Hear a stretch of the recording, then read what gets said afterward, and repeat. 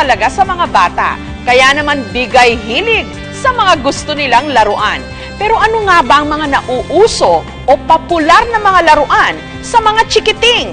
Alamin natin mula sa tinatawag nilang toy reviewers online. Sa kwartong ito, may 300 piraso ng laruan. Dolls, toy castles, toy cars, at kung ano-ano pa. Pero hindi ito toy store. Kwarto ito ng magkapatid na Loris, 11 years old, at si Faye, 13 years old. Ang mga laruang ito, hindi lang nila nilalaro, ginagamit din para sa kanilang toy reviews. Sa YouTube, kapansin-pansin na kabilang sa may pinakamaraming subscribers, mga kitty toy reviewer. Let's open them! Sino ba naman kasi ang pinaka may karapatang sumuri sa mga laruan, kundi mga bata rin? Siyempre! Yay! Patok na patok yung mga toy reviews kasi minsan yung mga nanay, iniiwan nila yung mga videos ng mga toy reviews sa mga bata. So, syempre, para na rin silang naglalaro, para na rin nilang nakikita yung laruan dun sa video kahit hindi pa nila binibili. Pretty Barbie, she has long pink hair. Ang siste, ang mga bulilit toy reviewer, kalimitang pinadadalhan mismo na makumpanya ng laruan para kanilang kilatisin kapalit ng kanilang reviews na kanila ring i-upload sa kanilang online channel.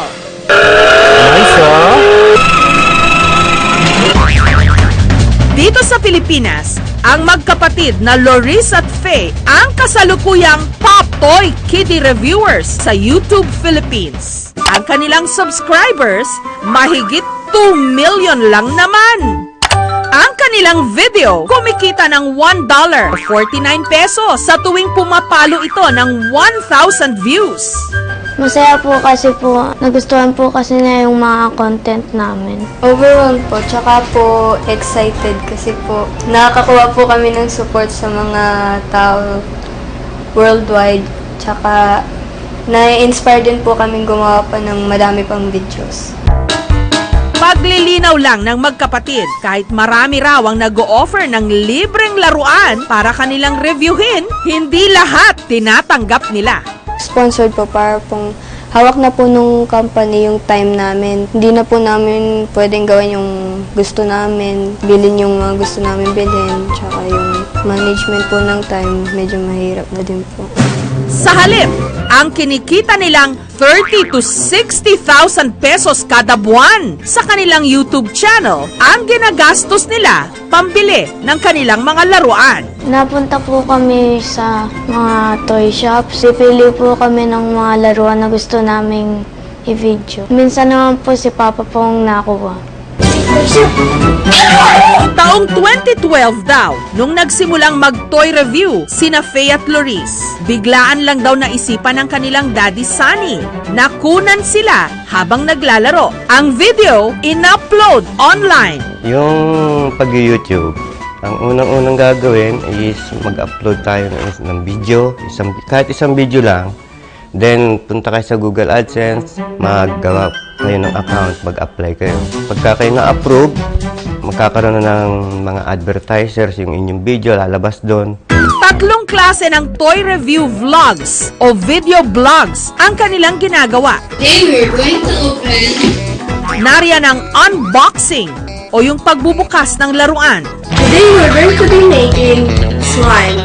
Meron din silang tinatawag na DIY o do-it-yourself o yung pagbubuo ng mga laruan.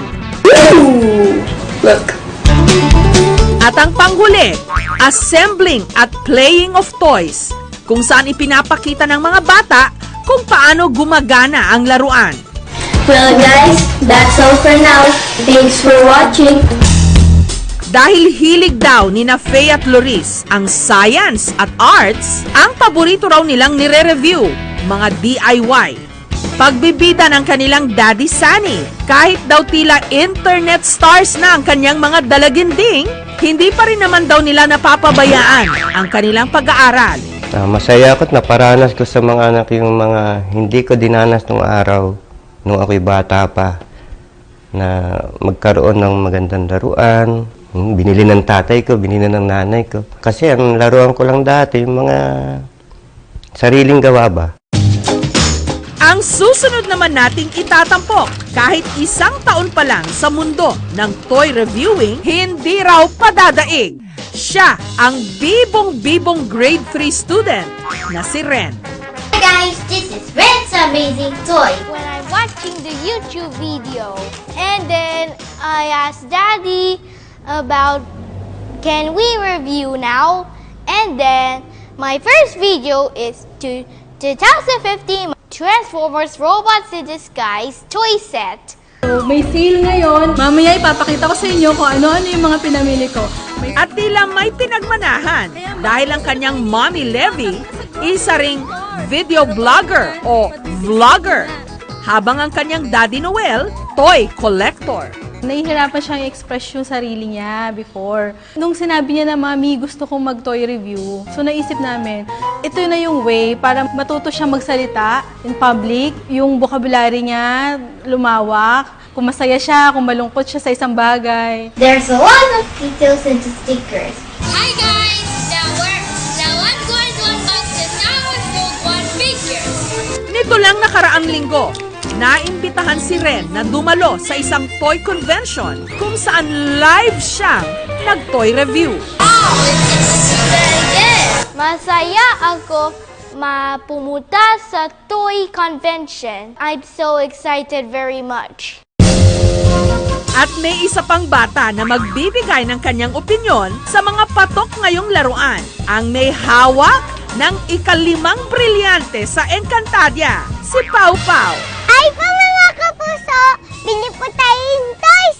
Tara!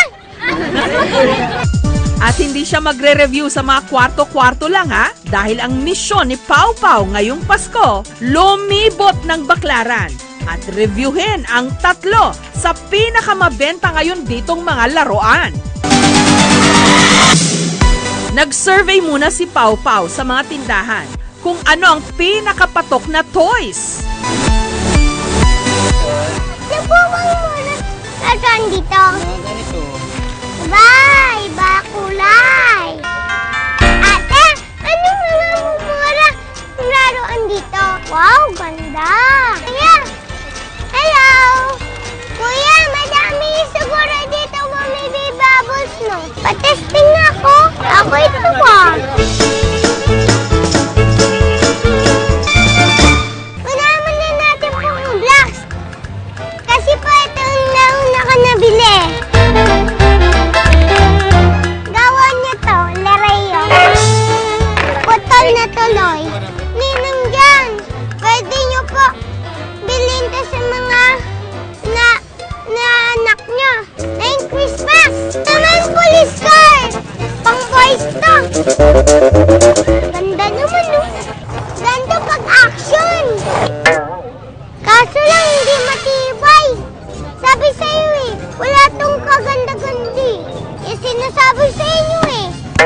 Dapat ingatan yung mga toys nyo. Yung tuloy, kagaya sa akin, sira. Kasi habol ng habol. Ganito kasing action. Eto na ang last. Ang bubble car. Buksan na natin. Daddy help. Nagpapatulong sa iyo sa mga tatanda ah. Para hindi tayo masugatan.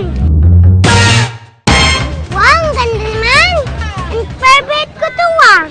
Heto ang mga rekomendasyon ni Pau Pau sa mga ninong at ninong dyan para sa kanilang mga inaanak. Yung pipiliin ko sa 3, ito kasi ito favorite ko.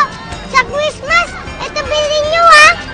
Nakapili na ako sa 3 ha. Happy shopping na lang sa inyo. Merry Christmas! Let's open them! Sabi nga nila, mga bata hindi raw marunong magsinungaling. Kaya siguro sila rin ang may kredibilidad na mag-review ng mga laruan. Sino ba naman kasi ang eksperto patungkol sa mga ito, kundi sila rin, syempre. Merry Christmas! Thank you you for watching, mga kapuso. Kung nagustuhan niyo po ang videong ito, subscribe na sa GMA Public Affairs YouTube channel. And don't forget to hit the bell button for our latest updates.